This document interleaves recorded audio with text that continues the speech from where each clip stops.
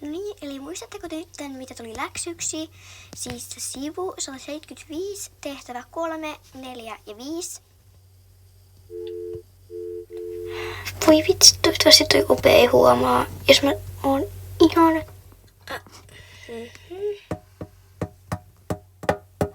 Jasmin jaksaa olla ilman puhelinta koulun loppumiseen asti. Ei. Äiti soittaa. Mun pitää mennä nyt. Jasmin, tule takaisin! Mun takki. Minne se Jasmin oikein lähti? Tietääkö teistä kukaan, mitä tämä oikein merkitsee? No, mä tiedän ainakin, että Jasminin äiti soitti sille. Ja se taisi olla aika tärkeä asia.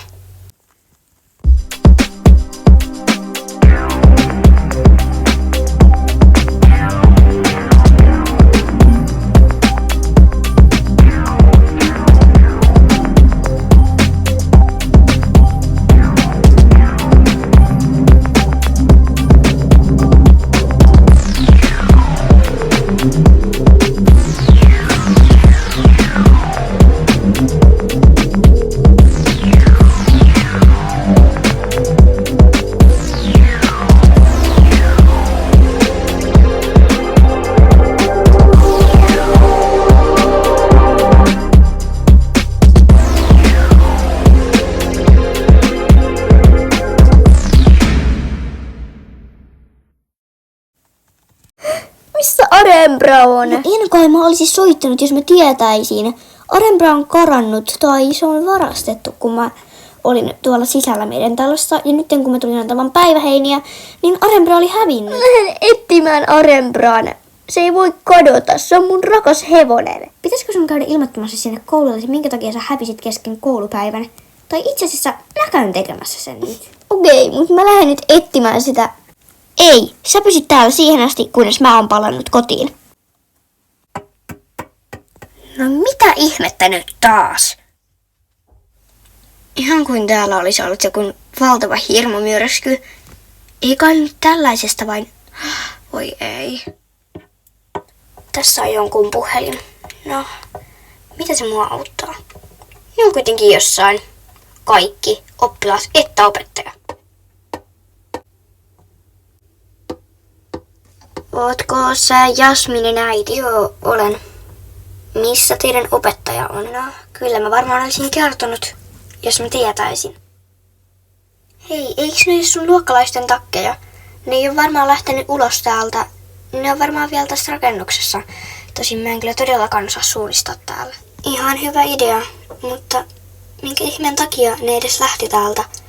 Koska menin vaan käymään vessassa ja sitten kun mä tulin, niitä ei ollut täällä. Mä kävin etsimässä niitä, mutta sit sä olit ilmestynyt tänne.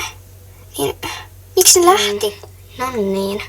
Tänään on kadotettu jo yksi hevonen, opettaja ja luokallinen oppilaita. Ootko sä kadottanut tänään jo hevosenkin? Joo, Jasminin hevonen Arembra karkasi tai sitten se varastettiin. Kai sä ilmoitit jo poliisille. Totta kai ilmoitin, mutta nytten turhat juttelut siksään. Nyt etsitään teidän opettaja ja sun luokkalaiset. Miten äitillä voi kestää näin kauan? Mä oon odottanut jo puoli tuntia. Arembra!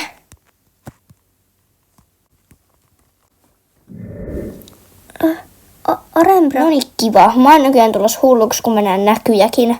Itä voi olla mahdollista. Ope ja Ilona, oottakaa!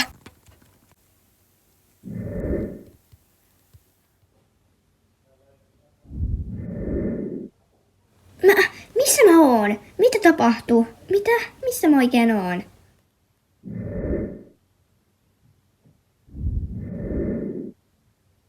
Mitä ihmettä? Ope ja Ariel? Mitä ihme? Täällä on Jasminin hevonen. Ilona, missä me oikein ollaan ja mikä toi hevonen on? Mistä se tuli? No kun mä en tiedä. Ariel tai Arembra, miten sitä nyt haluaa kutsua, on Jasminin hevonen.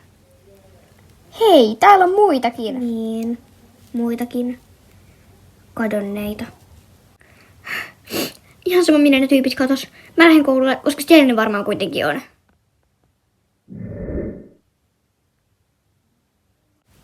Meidän täytyy päästä jotenkin täältä pois. Mä en ainakaan halua jäädä tänne. Tää on sitä peti kylmä. Niinpä.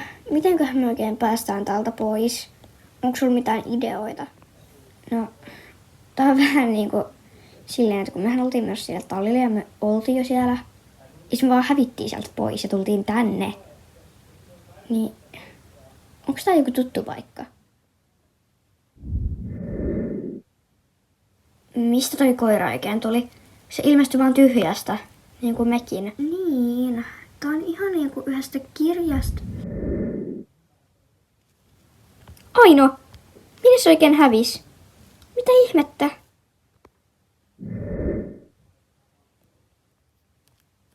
No, missä mä oikein oon? Kuka mä oon? Ja mikä mä oon?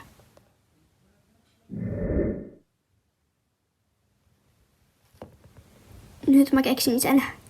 Se koira tuli ja silloin Aino hävisi.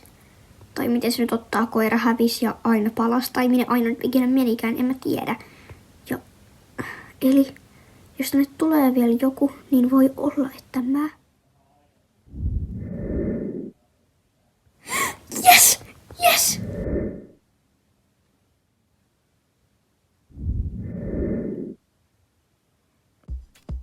Ilona, mistä sä oikein tulit ja missä sä oot oikein ollut? Se vain on niin. Se, joka näkee minut, joutuu kadotukseen. Se eläin, kenen tilalle mä palaan, niin mä pystyn ymmärtämään sitä. Joo, teistä tulee sielukumppaneita, ehdyttämättömiä ystäviä. Mutta jos haluatte katoilun loppuun, teidän on tuhottava minut. Ei me haluta tuhota sua. Mutta muuten me ei saada ikinä Arielia takaisin. Niin, mä haluan mun hevosen takaisin. Onko kadotuksemme nyt hevonen? Oi ei.